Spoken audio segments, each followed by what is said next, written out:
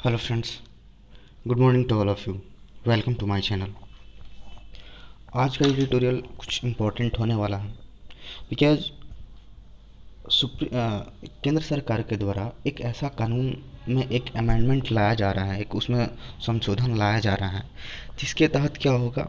कोई जो दिल्ली सरकार है उसका एक तरह से देखा जाए तो पावर कम हो जाएगा, उसका रूलिंग करने का जो पावर है कम हो जाएगा और ज़्यादा का ज़्यादा पावर किसके पास चला जाएगा, वहाँ की जो लेफ्टिनेंट गवर्नर है जो कि केंद्र सरकार चुन करके उस वहाँ भेजती है।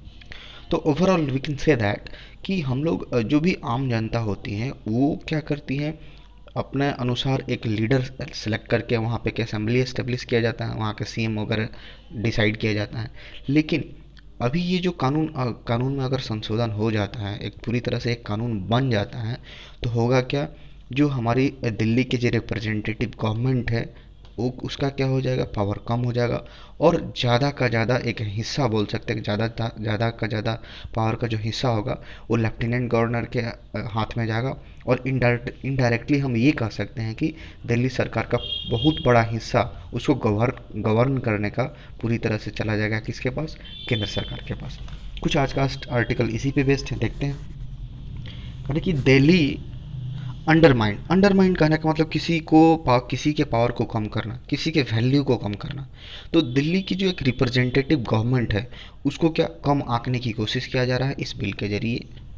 On centre's bid to run the national capital territory, यही जो एक सेंटर, ये जो केंद्र सरकार एक नियम लाने की कोशिश कर रही है, एक बहुत पहले का एक एक्ट है उसमें एक अमेंडमेंट लाने की कोशिश कर रही है। एक जो रूल है नेशनल कैपिटल टेरिटरी को लेकर के उसको चलाने के लेकर के उसको इस नेशनल टेरिटरी को चलाने के रेस्पेक्ट में सेंटर क्या करना चाह रही है, एक कानून में बदलाव लाना चाह रही है। Bill to amend GNCTD act, यही एक एक्ट है, यही एक तरह से एक एक्ट है जिसमें क्या हो लाने की, इसमें सुधार करने की केंद्र सरकार चाह रही है, उसमें कुछ अमेंडमेंट एक संशोधन करने को चाह रही है। तो ये जो बिल आया है किसको लेकर के, GNCTD एक्ट में सुधार को लेकर के, उसमें संशोधन को लेकर के, ये क्या है, इज है और रोल बैक। रोल बैक कहने का मतलब किसी चीज़ को वापस लेना। रोल आउट का मतलब होता है लॉन्च करना, अनवेल करना, सबके सामने लाना है। लेकिन रोल बैक का मतलब क्या होता है, किसी चीज़ को वापस लेना। Of the notion of representative government, यानी ये जो अभी रिप्रेजेंटेटिव गवर्नमेंट है, अभी जो एक रूलिंग गवर्नमेंट है, उसका एक नोशन, उसका जो ओपिनियन, उसको लेकर के जो विचार है उसको वापस लेना इस बिल के तहत बताया गया है। ठीक है, यानी कहने का मतलब ये जो रिप्रेजेंटेटिव गवर्नमेंट है, यानी पूरी तरह से जनता क्या करती है, उसको चुन करके वहाँ पे इलेक्ट करते हैं, एक असेंबली हाउस बनाती है। ठीक है ना। तो इस बिल में अगर संशोधन हो जाता है तो ये जो रिप्रेजेंटेटिव गवर्नमेंट है उसका जो ओपिनियन है, एक तरह से विचार है, उसको क्या कर लिया जाएगा, वापस लेना है इस अमेंडमेंट के जरिए। तो पूरी तरह से एक दिल्ली गवर्नमेंट पूरी तरह से वीक हो जाएगी, सारा का सारा पावर चला जाएगा केंद्र सरकार के हाथ में। आप प्लीज़ मेरे इस चैनल को सब्सक्राइब कर लीजिए। आगे मूव करते हैं। कह रहा है कि the centre's bill seeking to amend the law relating to the running of National Capital Territory of Delhi claims that it is aimed at giving effect to the interpretation given by Supreme Court judgments on Delhi government's structure। कह कि ये जो centre का जो bill है, ये जो अभी बिल ला रहा है, सीकिंग टू ये चाह रहा है, मतलब उसमें ये चाहते हुए, क्या चाहते हुए, टू अमेंड, उसमें संशोधन लाना, the law relating to the running, ये जो यही एक्ट का नाम है। इस एक्ट के जरिए, ये जो एक्ट है बहुत पहले से एक्ट बना हुआ है, इसी एक्ट में, इसी कानून में ये सेंटर क्या करना चाह रही है, उसमें संशोधन लाना चाह रही है। क्लेम स्टेट, ये क्लेम करते हुए, दावा करते हुए कि इट इज एम्ड एट, इसका उद्देश्य क्या है, गिविंग इफेक्ट, उसको प्रभाव देना, प्रभाव में लाना, टू द इंटरप्रिटेशन, इंटरप्रिटेशन करने का मतलब क्या, व्याख्या एक तरह से बोल सकते हैं, given by supreme court judgment, ये जो सुप्रीम कोर्ट के द्वारा जजमेंट के द्वारा एक व्याख्या दिया गया था उसको और ज़्यादा इफेक्ट में लाना, ये दिल्ली केंद्र सरकार क्लेम कर रही है।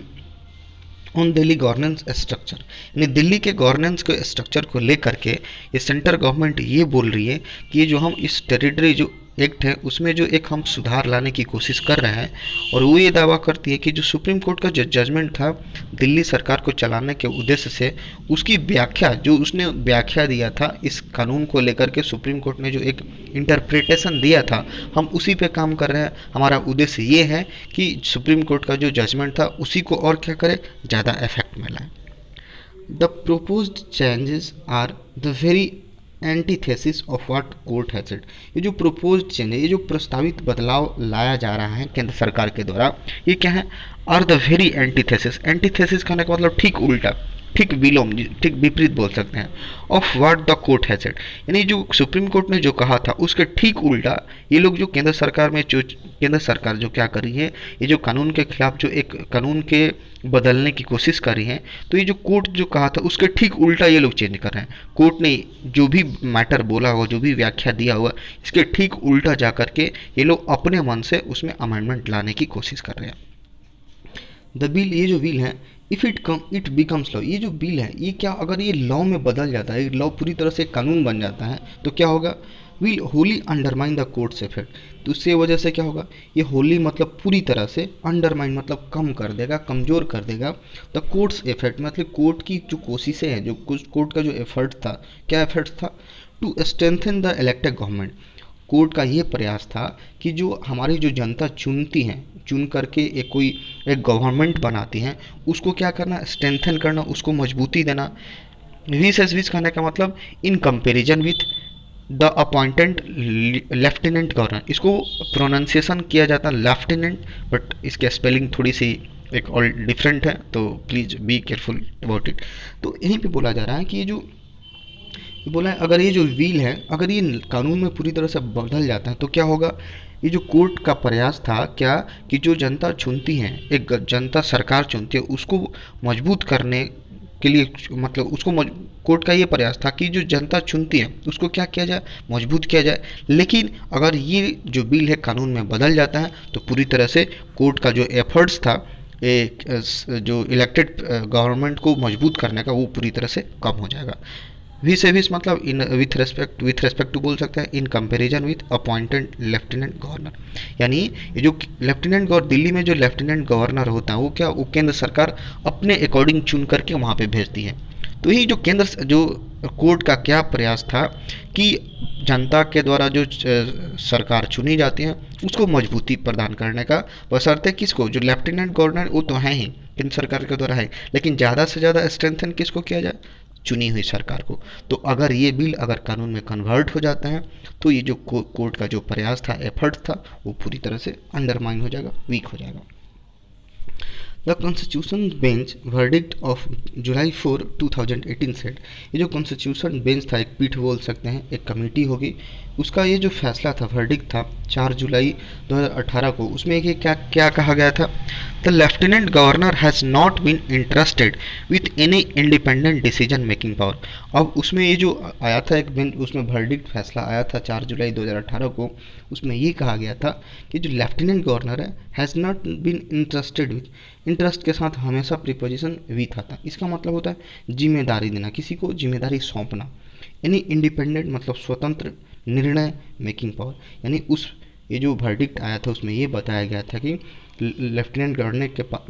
गवर्नर के पास ऐसी कोई जिम्मेदारी नहीं दी गई है जिसकी वजह से वो अपना स्वतंत्र डिसीजन ले सके, अपना एक पावर को लेकर के जो एक स्वतंत्र निर्णय है वो ले सके, ऐसा उसमें नहीं बताया गया था। आगे मूव कर सकते हैं। कह रहा है कि the aid and advice, aid मतलब क्या, सपोर्ट, हेल्प बोल सकते हैं, एड एंड एडवाइस क्लॉज, यानी ये जो नया संशोधन लाया जा रहा है उसमें एक क्लॉज है, एक तरह से बोल सकते हैं उपबंध, जिसको बोल सकते हैं एक छोटा एक टर्म बोल सकते हैं। तो एड एंड एडवाइस मतलब सपोर्ट लेना और किसी से सहायता लेना, ठीक है, सॉरी सलाह लेना। ये जो क्लॉज है, पर्टेन्स टू, पर्टेन के बाद हमेशा टू आता है प्रीपोजिशन के संबंध रखना। इसका संबंध क्या है, इसका पर्टेन किससे करता है, ओनली टू द मैटर, उस मैटर से पर्टेन करता है, उस मैटर से संबंध रखता है, which the elected assembly has power under the state and concurrent list. State मतलब होता है कि राज्य सरकार, कॉन्करेंट मतलब संघ बोल सकते हैं, राज्य और संघ। पहले एक कैसा प्रावधान था कि राज्य सरकार और केंद्र सरकार क्या करेगी, मिलजुल करके काम करेगी। तो ये बोला है कि एड एंड एडवाइस, ये जो सपोर्ट और सलाह लेने का जो क्लॉज, इसका मतलब सिर्फ ये है, इस बात से मैटर करता है जिस पर कि जो इलेक्टेड असेंबली है, जो चुनी हुई सरकार है, हैज़ पावर, उसके पावर होगा under the state and concurrent list. यानी जो चुनी हुई सरकार है उसके पास एक ज़्यादा पावर होगा और वो क्या करेगी, केंद्र सरकार और संघ सरकार के बीच में मिल करके तालमेल बैठा करके काम करेगी, but with the exception of public order. लेकिन इसमें एक्सेप्शन क्या है, अपवाद क्या है, of public order, police and land, and wherever there are difference between the LG and the elected government, the former should refer the question to the president. अब यहाँ पे बोलना है कि अभी एक जो नया, फिर से इसको रिपीट करते हैं, it's a very important thing यार। कह रहे हैं कि ये जो एड और एडवाइस का जो क्लॉज लाया गया है उसका सीधा का उसका मतलब संबंध किस बात से है कि पहले क्या था कि जो इलेक्टेड जो असेंबली थी, जो चुनी हुई सरकार थी, वो क्या संघ राज्य सरकार और संघ सरकार के बीच अंतर्गत आती थी और एक राज्य सरकार और संघ सरकार एक दूसरे से मिलजुल के काम कर सकते थे। लेकिन अब एक्सेप्शन क्या हो गया कि पब्लिक ऑर्डर, इसको छोड़ करके, किसको छोड़ करके, पब्लिक ऑर्डर, पुलिस का डिपार्टमेंट पूरी तरह से नहीं होगा, लैंड जो ज़मीन से रिलेटेड है, and wherever there are difference between the LG and elected, और जहाँ कहीं भी, वेयर एवर जहाँ कहीं भी डिफरेंस, अगर मतभेद आता है, अंतर आता है किसके बीच, एलजी लेफ्टिनेंट गवर्नर और जो चुनी हुई सरकार में, अगर कोई भी ओपिनियन को लेकर के जो चुनी हुई सरकार है और जो गवर्नर है उसके बीच में कोई भी किसी ओपिनियन को लेकर मतभेद आता है, तो क्या कर सकती है, फॉर्मर किसके लिए है, एलजी के लिए, लेफ्टिनेंट गवर्नर के लिए, तो former should refer the question to president. अब कोई भी बात को मतभेद आता है गवर्नर और केंद्र जो चुनी हुई सरकार है उसके बीच में, तो क्या कर उसको क्या करना चाहिए, सीधे उस सवाल को प्रेसिडेंट यानी राष्ट्रपति तक उसको रेफर करना चाहिए। ओके, कह कि the court was at pain, court क्या था, पूरी तरह से परेशानी में था, दुख में था, टू क्लैरिफाई, ये क्लैरिफाई करते हुए that the power to refer any matter to president did not mean that every matter should be referred thus. कह रहा है कि कोर्ट जब ये फैसला सुना रहा था, जब उसको क्लैरिफाई करा था, उस समय का बहुत दुख में था, क्या, पावर टू रेफर, ये जो पावर है रेफर करने का, एनी मैटर टू प्रेसिडेंट, यानी हम जो लेफ्टिनेंट गवर्नर है उसके पास ये पावर है कि अगर जो रूलिंग पार्टी है और ये जो लेफ्टिनेंट गवर्नर है इसमें कुछ बातों को लेकर मतभेद होता है, अगर वो एक कन्फ्यूजन्स का क्रिएट मतलब स्टेट डेवलप होता है, तो उसके पास ये पावर है कि वो उस मैटर को सीधे प्रेसिडेंट तक भेज सकता है, उसको रेफर कर सकता है। तो ये कोर्ट इस बात का दुख है क्योंकि इसका ये मतलब नहीं है कि कोई भी मैटर को आप, छोटा से छोटा मैटर को भी क्या करो, प्रेसिडेंट के पास भेज सको। तो ये लिखा है एनी मैटर दो प्रेसिडेंट डिड नॉट मीन, इसका ये मतलब नहीं था कि एवरी मैटर, मतलब कोई भी मैटर को, प्रत्येक मैटर को शुड बी रेफर्ड, इसका ये कभी भी मतलब नहीं था। हाँ ठीक है, हालांकि आपको पावर दिया गया कि प्रेसिडेंट के पास भेजना है। अब ऐसा नहीं कि कोई भी मैटर, हर एक मैटर जो भी सामने आ रहा है डेली बेसिस पे, जो भी मैटर सामने आप उसको डायरेक्टली भेज दो, इसका ये मतलब कहीं नहीं था। तो इस बात को लेकर के कोर्ट काफ़ी दुखी था। द गाइडिंग प्रिंसिपल, गाइडिंग करने का मतलब एक ऐसा प्रिंसिपल जो गाइड करने वाला हो, एक डायरेक्शन दिखाने वाला हो, was that the elected government should not B undermined by the unelected administration. अब यहाँ पे बोल रहा है कि जो गाइडिंग प्रिंसिपल है, एक ऐसा प्रिंसिपल, एक ऐसा सिद्धांत जिसको बोल सकते हैं जो गाइड करने वाला है, वाज द इलेक्टेड गवर्नमेंट, ये जो इलेक्टेड गवर्नमेंट है शुड नॉट बी अंडरमाइन, यानी ये जो जनता के द्वारा चुनी गई जो सरकार है उसको अंडरमाइन नहीं करना चाहिए, ये ऑथर का पॉइंट ऑफ व्यू है, उसको पूरी तरह से कम नहीं आंकना चाहिए by the unelected administrator. Administrator यहाँ पे किसके लिए आया है, जो लेफ्टिनेंट गवर्नर उसके लिए है। अनइलेक्टेड कहने का मतलब क्या हुआ है, लेफ्टिनेंट को सरकार नहीं चुनती है, अनइलेक्ट करती है और उसको केंद्र सरकार चुन करके भेजती है। तो ही बोल रहा है कि जो चुनी हुई सरकार है, जो जनता एकदम अपना वोट दे करके उसको इलेक्ट की है, तो उसके पावर को अंडरमाइन नहीं करना चाहिए, बशर्ते कि किसके द्वारा, वो जो एक जनता के द्वारा नहीं चुनी गई सरकार है, गवर्नर है, जो कि केंद्र सरकार के द्वारा थोपी गई है, उसके द्वारा इसके पावर को कम नहीं करना चाहिए।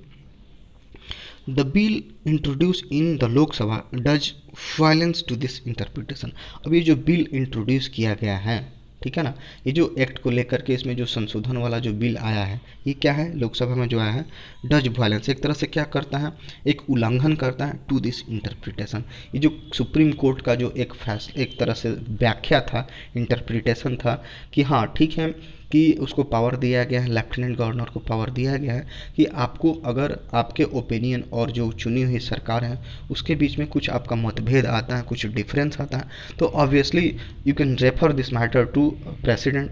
तो इसका ये मतलब नहीं कि आप हर एक मैटर को आप प्रेसिडेंट के पास भेजो। तो ये पूरी तरह से जो संशोधन आया है, जो कोर्ट का जो इंटरप्रिटेशन है, व्याख्या, उसको उल्लंघन करता है। मतलब ये लोग सुप्रीम, ये जो करंट रूलिंग जो सेंट्रल गवर्नमेंट है, ये सुप्रीम कोर्ट को भी एक तरह से दरकिनार कर रही है।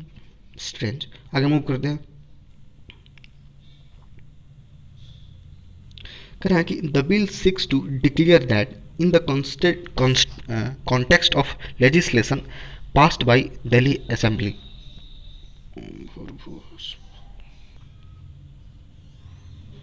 या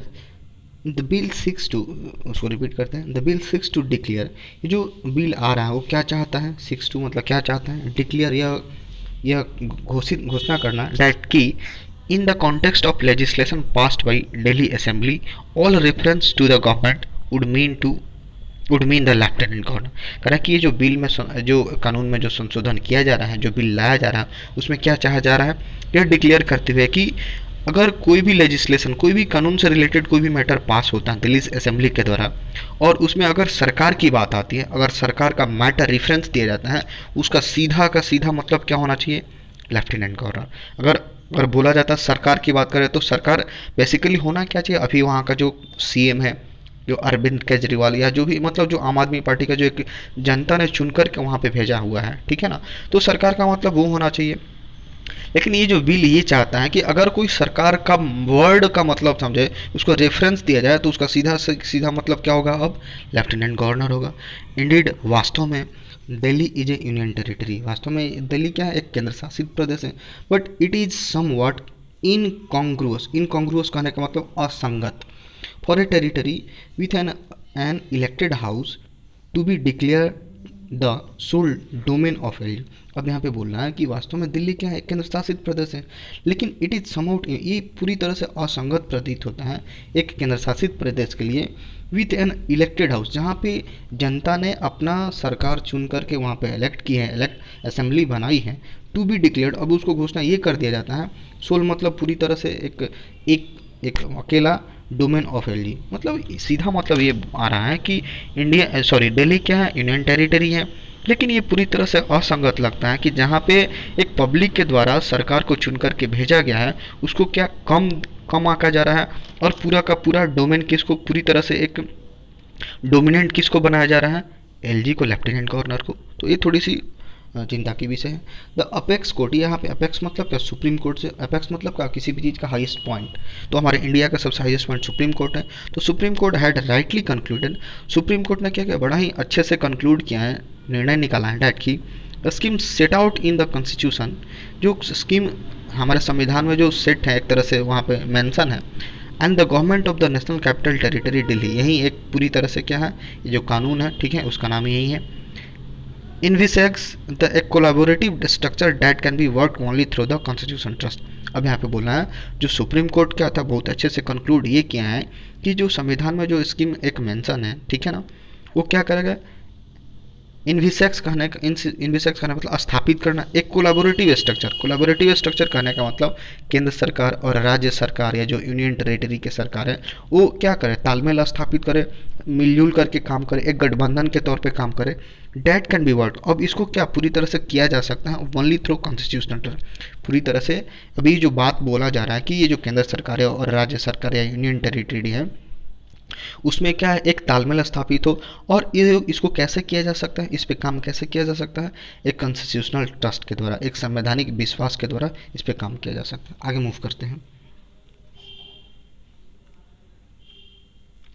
करें कि द प्रोविजो या प्रोविजनल से रिलेटेड है एक तरह से प्रावधान, to the article 239 A which empowers, ये हमारा एक आर्टिकल है, उसे प्रावधान, उसमें क्या बताया जाता है, विच इम्पावर्स, जो कि मजबूती प्रदान करता है द लेफ्टिनेंट गवर्नर टू रिवर a difference of opinion with council of minister to present. इस कानून के तहत, एक प्रोविजन के तहत, इससे क्या लेफ्टिनेंट गवर्नर को एक इम्पावर्स मिलता है, एक मजबूती मिलता है कि कोई भी मैटर को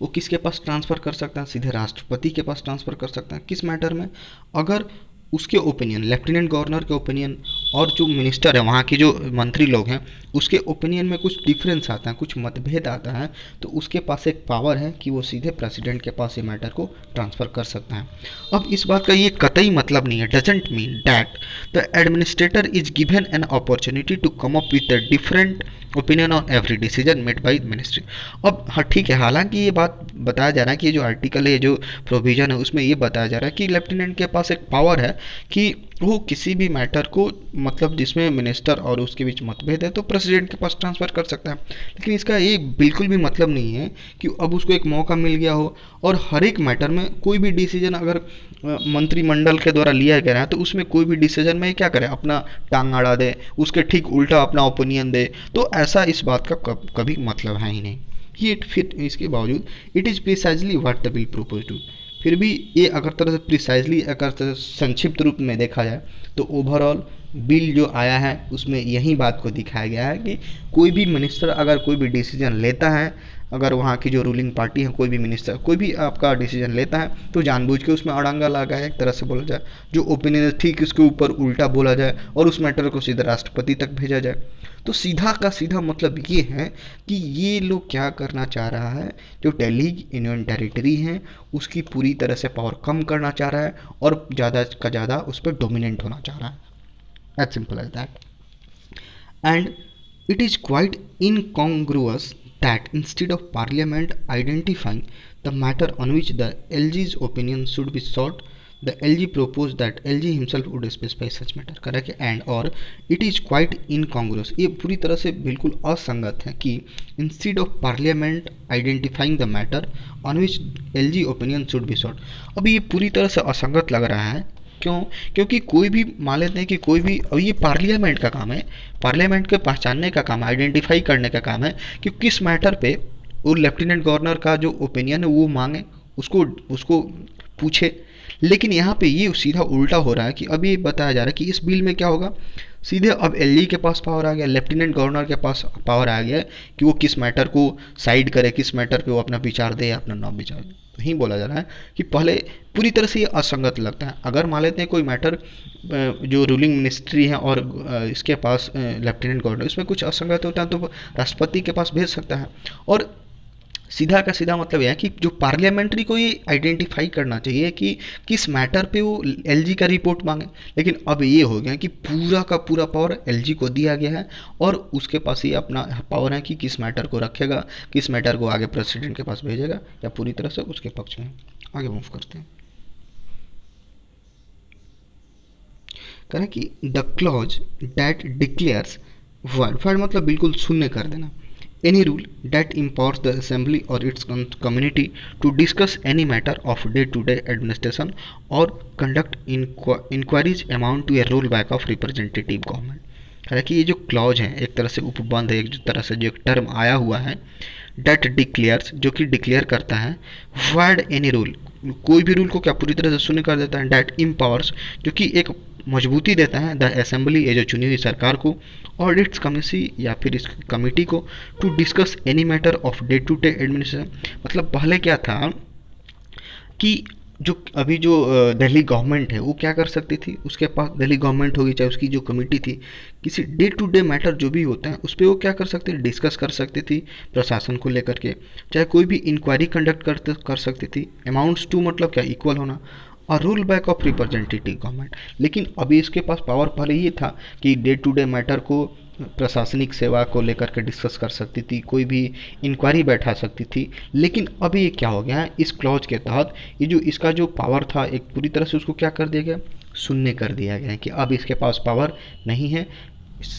तो क्या हो जाएगा, टू और roll back of representative government. इसका मतलब ये हुआ कि जो अभी रिप्रेजेंटेटिव गवर्नमेंट है, जो चुनी हुई सरकार है, उसकी पावर को पूरी तरह से वापस ले लिया गया। It's very bad news. कह रहा है कि the union territory concept is one of many ways in which India regulates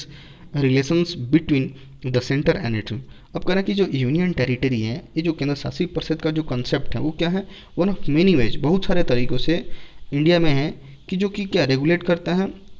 centre और उसके यूनिट को। मतलब यूनियन टेरिटरी का कंसेप्ट ये है कि हमारे इंडिया में बहुत सारा ऐसा तरीका है जिसमें क्या होता है, जो केंद्र सरकार है और उसके यूनिट्स और उसकी जो इकाई है, राज्य सरकार हो गया या यूनियन टेरिटरी, उसको रेगुलेट करने का एक कंसेप्ट हमारे इंडिया में है।